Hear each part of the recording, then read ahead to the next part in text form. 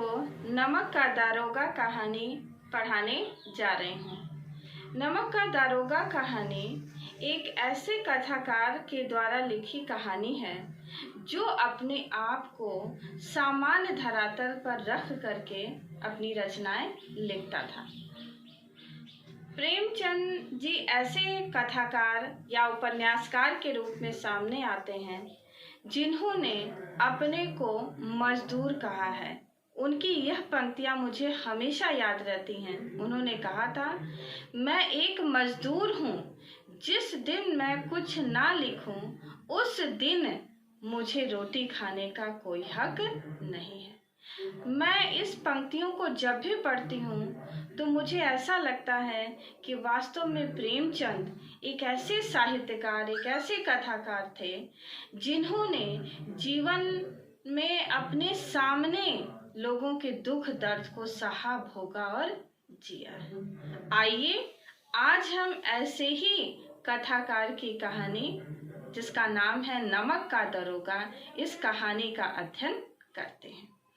बच्चों, किसी भी कहानी को पढ़ने से पहले कहानी के कुछ अंग होते हैं। जैसे कहानी में पात्र होते हैं, उनका चरित्र चित्रण होता है, किस देश काल वातावरण में कहानी लिखी गई है, या कहानी की एक विषय वस्तु होती है, वह कहानी हमें क्या उपदेश देती है।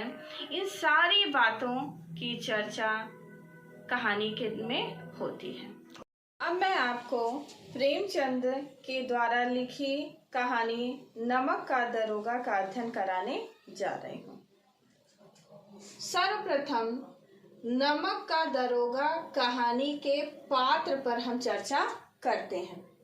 नमक का दारोगा कहानी में मुख्य रूप से 3 पात्र हैं। पहला, वृद्ध मुंशी जो वंशीधर के पिताजी हैं। दूसरे, वंशीधर जो नमक विभाग के दारोगा रहते हैं। तीसरे हैं आलोपी दीन यानी दातागंज के प्रतिष्ठित जमींदार। ये 3 पात्र नमक का दारोगा कहानी के मुख्य पात्र हैं। इसके अतिरिक्त अन्य पात्र आते हैं, जैसे वकील, मुख्तार, बंधु सिंह आदि। इनकी भूमिका इस कहानी में बहुत कम है। हमारी पूरी कहानी जो है वह इन्हीं 3 मुख्य पात्रों पर केंद्रित है। तो इस प्रकार कहानी के ये 3 मुख्य पात्र हुए। कहानी के पात्र को जानने के बाद उनके चरित्र के बारे में जानना भी आवश्यक है कि उनका चरित्र कैसा रहा है इस कहानी में। तो सर्वप्रथम वृद्ध मुंशी। वृद्ध मुंशी वंशीधर के पिताजी हैं, जो बहुत अनुभवी व्यक्ति हैं, परिवार की जिम्मेदारियों के बोझ से दबे हैं। और तीसरे जो इनके चरित्र की विशेषता सामने आती है वह यह है कि वह रिश्वत को बढ़ावा देते हैं। विस्तार से इसकी चर्चा मैं आगे करूंगी। पहले मुख्य किस पात्र का क्या चरित्र है इसको जान लेना आवश्यक। अगला, वंशीधर। वंशीधर का जो चरित्र है इस कहानी में ईमानदार व्यक्ति के रूप में दिखाया गया है। यानी वंशीधर एक ईमानदार दारोगा हैं, हमेशा सच्चाई, ईमानदारी को महत्व देते हैं। इनका मानना है कि जीत हमेशा सत्य की होती है। इस पूरी कहानी में वंशीधर का ही चरित्र जो है वो सबसे श्रेष्ठ माना जाता है। अगला, आलोपी दीन। आलोपी दीन नाम का जो चरित्र इस कहानी में है वह एक जमींदार की भूमिका निभाते हैं, जो बहुत ही पैसे वाले हैं, जिनको धन पर अटूट विश्वास है। इनका मानना है कि दुनिया की कोई भी ऐसी चीज नहीं है जिसको हम धन के बदौलत नहीं खरीद सकते। बहुत ही जाने माने व्यक्ति हैं, लोग इनका आदर सम्मान करते हैं। इनके एक इशारे पर सारे गांव के लोग इकट्ठा हो जाते हैं, इनकी बात को मानने के लिए बाध्य रहते हैं। इस प्रकार आलोपी दीन धन पर अटूट आस्था और विश्वास रखते हैं। इनका मानना है कि स्वर्ग में भी लक्ष्मी का वास है। न्याय और नीति सब लक्ष्मी के ही खिलौने हैं, इन्हें वह जैसे चाहती है नचाती है। तो ये रहा पात्र तथा उनका चरित्र चित्रण। अब अगला आता है देश काल तथा वातावरण। बच्चों, कोई भी कहानी जब लिखी जाती है तो वह किस देश काल किस वातावरण में किस समय लिखी गई है वह उस कहानी में उसको व्यक्त किया जाता है।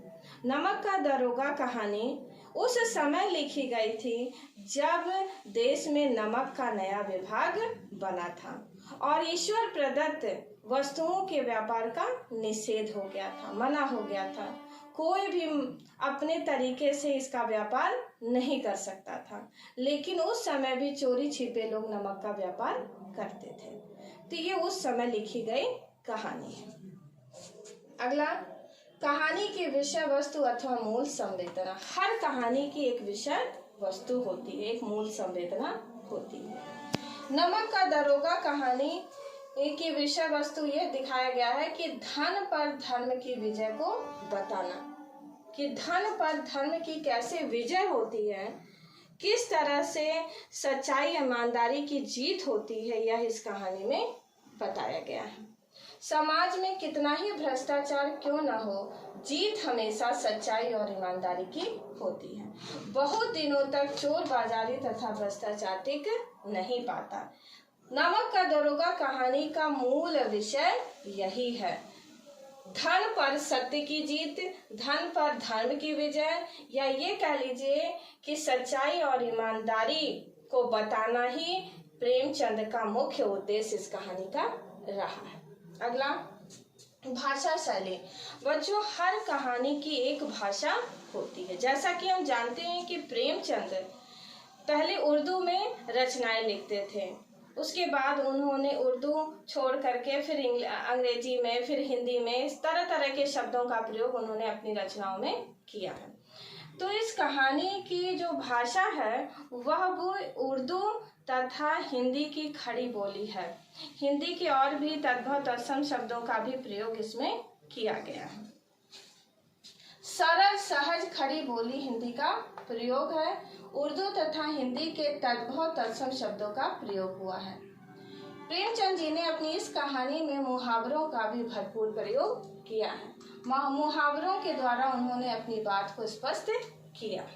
अगला आता है पाठ का आदर्श वाक्य। बच्चों, मैंने इसमें एक नई बात जोड़ी है कि हर पाठ को जब हम पढ़ते हैं तो पढ़ने के बाद उस पाठ से जरूर हमें कोई ना कोई एक वाक्य ऐसा मिलता है जो ये हमारे लिए आदर्श होता है। तो इस पूरे पाठ को पढ़ने के बाद मुझे लगता है कि आदर्श वाक्य के रूप में ये गद्य की पंक्तियां इस प्रकार आती हैं। इस विस्तृत संसार में धैर्य ही अपना मित्र, बुद्धि अपनी पथ प्रदर्शक और आत्मावलंबन ही अपना सहायक होता है। यानी इस आदर्श वाक्य के माध्यम से प्रेमचंद जी ये बताना चाहते हैं कि जब व्यक्ति अकेला होता है, जब उसके घर परिवार के सदस्य नहीं होते हैं उसके साथ और वह बहुत दूर कहीं अकेला रहता है, तो उस समय उसका धैर्य ही सबसे बड़ा मित्र होता है। उसकी बुद्धि, जितना भी उसने ज्ञान अर्जन किया होता है, वही उसको रास्ता दिखाती है कि क्या सही है क्या गलत है। क्योंकि उस समय ना तो उसको समझाने वाले उसके माता पिता होते हैं, ना भाई बहन होता, वो बिल्कुल अकेला होता है व्यक्ति। और उस समय उसकी उतनी बुद्धि, अपना विवेक, उसके संस्कार ही उसको रास्ता दिखाते हैं और आत्मावलंबन ही उसका सहायक होता है। और उसका संकल्प, जिस संकल्प को लेकर के, जिस उद्देश्य को लेकर के वह बाहर निकलता है, वही उसका सहायक होता है, क्योंकि उसको अपने लक्ष्य को प्राप्त करना होता है। इस प्रकार यह पूरी गद्य की पंक्तियां हमारे लिए एक आदर्श के रूप में उपस्थित होती है। यह संपूर्ण पाठ का एक आदर्श वाक्य है। अगला, प्रेरणा। कोई भी कहानी हमें किसी न किसी रूप में प्रेरणा देती रहती है। यह भी कहानी हमें प्रेरणा देती है कि हमें हमेशा सच्चाई और ईमानदारी के रास्ते पर चलना चाहिए। जो व्यक्ति सच्चाई और ईमानदारी के रास्ते पर चलता है, भगवान भी उसकी मदद करते हैं। उसका कोई बाल भी बांका नहीं कर सकता। और सच्चे रास्ते पर चलने वाला व्यक्ति हमेशा सद्कर्म करता है, अच्छे कर्म अब हम कुछ महत्वपूर्ण बिंदुओं के माध्यम से नमक का दरोगा कहानी को विस्तार से समझेंगे। पहला बिंदु, नमक का विभाग बनना। इस कहानी में सर्वप्रथम यह बताया गया है कि नमक का नया नया विभाग बना था। एक ऐसा विभाग था जहां सभी नौकरी करना चाहते थे, क्योंकि यहाँ पर ऊपरी आमदनी बहुत ज़्यादा होती थी। लोग अपने बड़े बड़े पदों को छोड़ करके इस नमक विभाग के दरोगा के पद को प्राप्त करना चाहते थे। यहाँ तक कि वकील भी हमेशा लालायित रहते थे, अपने पटवारीगिरी आदि को छोड़ करके लोग इस पद को प्राप्त करना चाहते थे। तो नमक का विभाग बना था और यहाँ यह बात कही गई थी कि कोई भी अपनी इच्छा से नमक का व्यापार नहीं कर सकता। विभाग बनने से सब कानून की नज़र में रहते हुए इसका व्यापार करेंगे, कोई चोरी छिपे इसका व्यापार नहीं करेगा। तो इस तरह से इस कहानी की शुरुआत होती है। दूसरा बिंदु, घर का वातावरण तथा पिता द्वारा प्राप्त उपदेश। इस दूसरे बिंदु में उस बात की चर्चा की गई है जब वंशीधर अपनी पढ़ाई पूरी कर चुके होते हैं तथा नौकरी की तलाश में रहते हैं। उनके पिताजी उनको तरह तरह से सिखाते रहते हैं, बताते रहते हैं कि अब तुम पढ़ाई पूरी कर चुके हो, बड़े हो गए हो, अब शहर जा कर के कोई अच्छी सी नौकरी ढूंढो, क्योंकि हम लोगों के ऊपर बहुत ज़्यादा कर्जा लद चुका है। लड़कियां हैं जो घास फूस की तरह से बड़ी होती चली जा रही हैं, उनका समय से विवाह करना है, अपने घर की दरिद्रता को, आर्थिक स्थिति को दूर करना है। इसलिए वो अपने लड़के वंशीधर को समझाते हुए कहते हैं कि बेटा, कोई ऐसा पद ढूंढना जहां तुम्हें ऊपरी आमदनी हो सके। वो बताते हैं कि ऊपरी आमदनी क्या है, वह बहता हुआ स्रोत है। वेतन तो मनुष्य देता है जिससे उसमें बढ़ोतरी नहीं होती है, लेकिन ऊपरी आमदनी ईश्वर देता है, वह बहते हुए स्रोत की तरह है जो हमेशा मिलता रहता है। इसी बात को उन्होंने इस प्रकार समझाया है कि जिस प्रकार पूर्णमासी का चांद महीने में एक दिन निकलता है और फिर धीरे धीरे विलुप्त हो जाता है, उसी प्रकार वेतन महीने में एक ही बार मिलता है और महीने का अंत आते आते वो पूरी तरह से समाप्त हो जाता है। लेकिन जो ऊपरी आमदनी होती है वो रोज होती है, वह ईश्वर की दया कृपा से मिलता है और वह एक बहते हुए स्रोत की तरह वो कभी भी समाप्त नहीं होता है। इस तरह से वृद्ध मुंशी जी अपने पुत्र वंशीधर को तरह तरह से समझाते हैं, उपाय बताते हैं कि बेटा कोई ऐसा पद ढूंढना जिससे हमारे घर की दरिद्रता दूर हो सके और तुम्हें खूब ऊपरी आमदनी हो।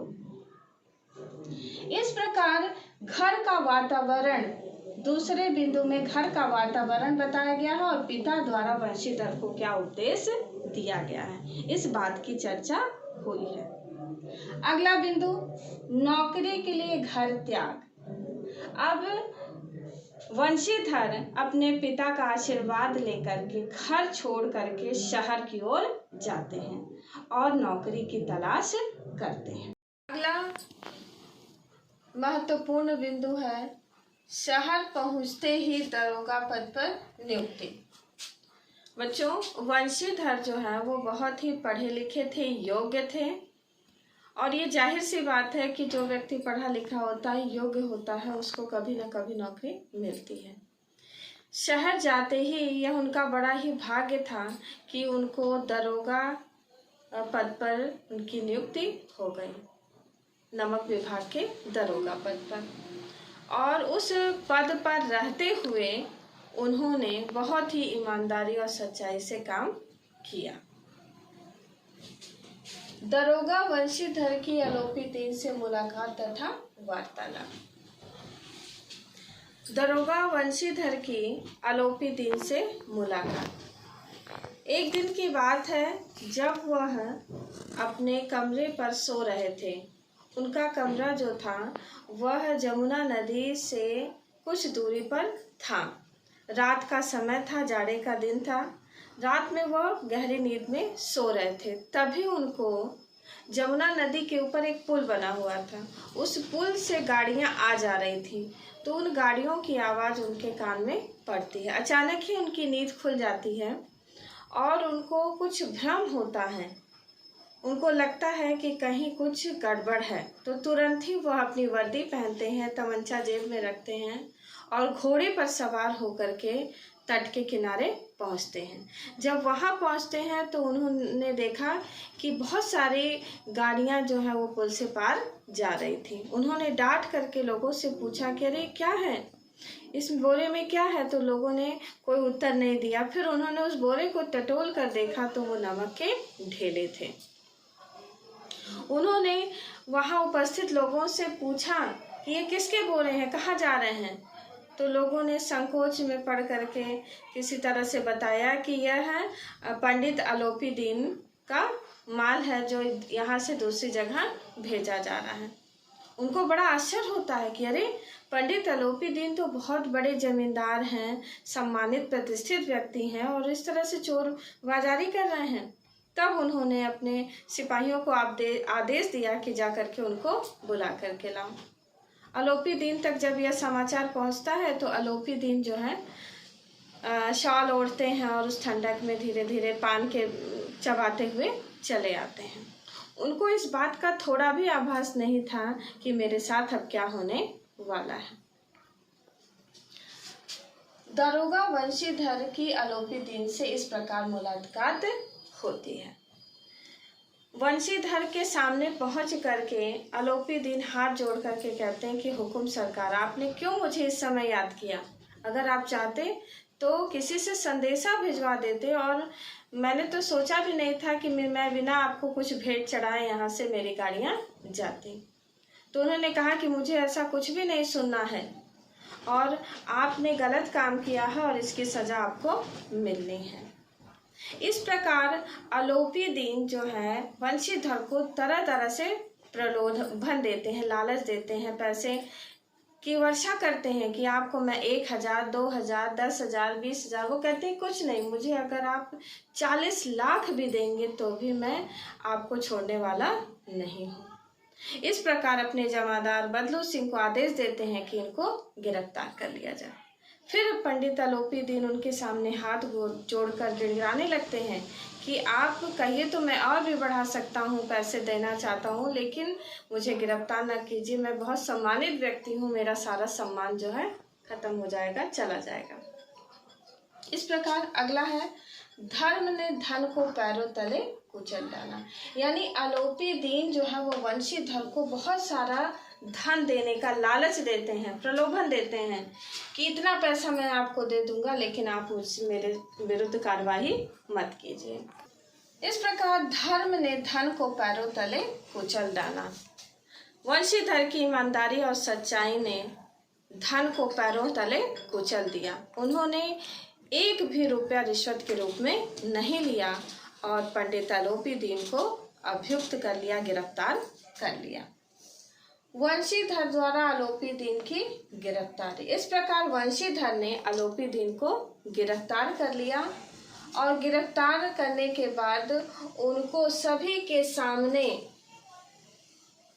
रास्ते पर बंदी बना करके उनको ले जा रहे थे। तो समाज के लोग उनको देख करके हंस रहे थे कि अरे, इतना बड़ा आलोपी दीन जो पूरे दातागंज का जमींदार है, इतना पैसे वाला है, कैसे यह कानून के पंजे में आ गया। अगला आता है, न्याय के मैदान में धर्म और धन के बीच युद्ध। तो इस प्रकार वंशीधर जब पंडित आलोपी दीन को गिरफ्तार करके ले गए तो अदालत में पहुंचने पर वहां पर न्याय के मैदान में धर्म और धन के बीच युद्ध शुरू हो गया। यानी वंशीधर के पास अपनी सच्चाई और ईमानदारी के सिवा कोई भी अस्त्र शस्त्र नहीं था। उनके साथ कुछ लोग तैयार भी हुए थे कि मैं आपकी तरफ से बोलूँगा, गवाही दूंगा, लेकिन वहाँ अदालत में जाते ही लोगों के मन जो है डामाडोल हो गए। इस प्रकार पंडित आलोपी दीन के अदालत में पहुंचने की देरी ही थी कि उनकी तरफ से सारे वकील, सभी डिप्टी मजिस्ट्रेट सब उन्हीं की तरफ से हो गए और सबने पंडित आलोपी दीन की तरफ से गवाही दी और ये निर्णय निकल करके आया कि पंडित आलोपी दीन ने किसी तरह का कोई गलत काम नहीं किया है। यह वंशीधर की लापरवाही है जो उनको समझ नहीं पाए। अगला आता है पंडित आलोपी दीन का जेल से रिहा होना। इस प्रकार न्याय और नीति जो है वो पंडित आलोपी दीन के पक्ष में हो गई और पंडित आलोपी दीन को जेल से रिहा कर दिया गया। जब पंडित आलोपी दीन जेल से रिहा हो गए तो उसी समय इनका हृदय परिवर्तित हो जाता है। हृदय परिवर्तित होने का मतलब जहाँ ये व्यक्ति धन को महत्व देते थे वही न्याय, नीति, ईमानदारी और सच्चाई को महत्व देते हैं। वो अपने मन ही में सोचते हैं कि जहाँ मेरे सामने इतने बड़े बड़े अधिकारी, वकील, जज सब कुछ घुटने टेक देते हैं, लेकिन ये दरोगा जो इतना सच्चा और ईमानदार है यह मेरे बहकावे में नहीं आया, इसने रिश्वत लेने से इनकार कर दिया। उनका ये कहना था कि मैंने अपने जीवन में कभी इतना सच्चा और ईमानदार दरोगा नहीं देखा। तो इस तरह से यहाँ पर प्रेमचंद जी ने आलोपी दीन के हृदय परिवर्तन को भी दिखाया, बताया है। आलोपी दीन का हृदय परिवर्तन यानी इस तरह से आलोपी दीन सच्चाई और ईमानदारी को महत्व देने लगते हैं। वंशीधर का पद त्याग। कुछ दिनों के बाद दरोगा वंशीधर के लिए मुअत्तली का परवाना आ जाता है, अर्थात चूँकि उन्होंने बहुत ही प्रतिष्ठित व्यक्ति को बंदी बनाया था, उनको गिरफ्तार किया था, तो इसका तो उनको भुगतान भरना ही था। इसलिए एक हफ्ता बीता है किसी तरह से और उनको अपना पद छोड़ने के लिए लेटर आ गया, पत्र आ गया। इस प्रकार उनको अपना पद छोड़ना पड़ा और वंशीधर की घर वापसी और पुनः वह अपने घर वापस चले जाते हैं। जब वो अपने घर पहुंचते हैं तो उनके पिताजी बड़े कुड़बुड़ाते हैं कि मैंने इस लड़के को समझाया था कि किसी भी तरह से तुम बहुत ईमानदारी और सच्चाई मत दिखाना, लेकिन इसने मेरी एक भी बात नहीं सुनी और अपनी सच्चाई ईमानदारी को बताने के चक्कर में इसकी नौकरी भी इससे हाथ से चली गई।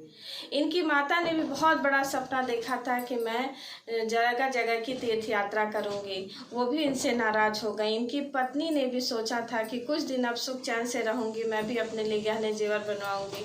सबके अरमानों पर इन्होंने पानी फेर दिया। आलोपी दीन का वंशीधर के घर आना तथा अपनी संपत्ति का अस्थायी मैनेजर नियुक्त करना। फिर उसके बाद कुछ दिनों के बाद पंडित आलोपी दीन वंशीधर के घर आते हैं। वंशीधर के घर उनकी सजी धजी गाड़ी पहुंचती है, वो अपने रथ से उतरते हैं तो वृद्ध मुंशी उनका बड़े ही सम्मान के साथ स्वागत सत्कार करते हैं। वंशीधर जब आलोपी दीन को देखते हैं तो उनको लगता है कि अरे ये मुझे फिर शर्मिंदा करने चले आए हैं, मुझे लज्जित करने चले आए हैं, तो वो उनसे बहुत अच्छे से बात नहीं करते। फिर बाद में जब वह एक स्टैंप लगा हुआ पेपर निकालते हैं और उनसे आग्रह करते हैं कि मुझे आप जैसा ही ईमानदार और बेमुरव्वत उड़ंद, आप भले ही अपने आप को कहते हैं कि मैं योग्य नहीं हूँ, लेकिन मैं आपको बहुत ही योग्य और ईमानदार मानता हूँ। और वो कहते हैं कि मेरा यह आग्रह है कि आप मेरे इस पूरी जितनी भी मेरी संपत्ति है उसके आप स्थायी मैनेजर बना दिए जाएं। तो इस प्रस्ताव को वो वंशीधर के सामने रखते हैं। वंशीधर कहते हैं कि अरे मैं तो इसके योग्य ही नहीं हूँ, मेरे अंदर इतनी योग्यता नहीं है कि मैं आपकी इस बात को स्वीकार कर सकूँ। विशेष आग्रह करने पर वंशीधर किसी तरह से तैयार होते हैं और वो कहते हैं कि मैं आपको 6,000 महीने दूंगा, साथ में आने जाने का खर्चा, ऊपरी जो खर्चे होते हैं वो सारी चीज़ें, और रहने के लिए घर, सारी सुख सुविधाएं मैं आपको प्रदान करूंगा। मैं चाहता हूं कि मेरी पूरी संपत्ति के मैनेजर आप ही बने, क्योंकि मुझे आप जैसा ईमानदार दरोगा आज तक नहीं देखा। मैंने बहुत सारे लोगों को देखा सुना, लेकिन जितनी सच्चाई ईमानदारी आपके अंदर है उतना मैंने किसी और में नहीं देखा। इस प्रकार पंडित अलोपी दीनवंशीधर के घर जा करके उनके सामने यह प्रस्ताव रखते हैं कि मैं ही आपको अपनी पूरी संपत्ति का स्थायी मैनेजर बनाता हूँ। अंत में पंडित अलोपी दीन के इस प्रस्ताव को वंशीधर स्वीकार करते हैं और उन्होंने जो स्टैंप लगा पेपर लाया था उस पर कलमदानी से कलम निकाल करके वो हस्ताक्षर करते हैं और बहुत ही आत्मीयतापूर्ण अलोपी दीन वंशीधर को गले लगाते हैं। इस प्रकार पूरी कहानी समाप्त होती है। अंत में सच्चाई और ईमानदारी की जीत। अंत में इस कहानी में यही दिखाया गया है, बताया गया है कि किस तरह से सच्चाई और ईमानदारी की ही जीत होती है। पंडित अलोपी दीन कितने ही पैसे वाले क्यों न हो, उन्होंने अब रिश्वत देने की बहुत कोशिश की, लेकिन जो सच्चा और ईमानदार होता है वह रिश्वत को अपने पैरों तले कुचल डालता है, वह उसको महत्व नहीं देता है। इस प्रकार प्रेमचंद जी ने अपने इस कहानी नमक का दरोगा में सच्चाई और ईमानदारी की जीत को दिखाया है। धन पर धर्म की विजय दिखाई है कि किस तरह से धर्म के आगे धन जो है घुटने टेक देता है। धन्यवाद।